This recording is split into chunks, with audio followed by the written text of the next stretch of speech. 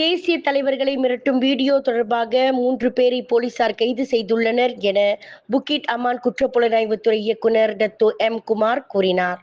தேச நிந்தனை, தேசிய தலைவர்களுக்கு எதிரான குற்றவியல் அச்சுறுத்தல்கள் உள்ளிட்ட கூறுகளை கொண்ட வீடியோக்கள் வைரலாகி உள்ளன. இந்த வீடியோவுடன் தொடர்புடையதாக நம்பப்படும் 3 பேரை போலீசார் கைது செய்துள்ளனர். 27, 35, 69 வயதுடைய 3 பேர் குற்றவியல் அச்சுறுத்தல்கள், தேச நிந்தனை, நெட்வொர்க் வசதிகளை முறையற்ற முறையில் பயன்படுத்துதல் ஆகிய குற்றச்சாட்டுகளின் பேரில் விசாரணைக்காக தடுத்து வைக்கப்பட்டுள்ளனர். முதல் வழக்கில் ஜிபி சஹாக் என்ற முகநூல் கணக்கில் பதிவேற்றப்பட்ட ஒரு கருத்து இருந்தது. அதில் பொது ஒழுங்கை அச்சுறுத்தும் ஒரு தேசிய தலைவருக்கு எதிரான குற்றவியல் அச்சுறுத்தலாக அமையக்கூடிய தேச நிந்தனை கூறுகள் இருந்தன என அவர் கூறினார். இரண்டாவது வழக்கு நேற்று கோலாலம்பூரில் கம்போங் சுங்கை பாருவில் குற்றவியல் அச்சுறுத்தல்கள் அடங்கிய உரையை நிகழ்த்திய 69 வயது சந்தேக நபர் தொடர்பானது. மூன்றாவது வழக்கு ஐயன் ரோஸ் என்ற பேஸ்புக் கணக்கிலிருந்து வந்த கருத்துக்களை உள்ளடக்கியது.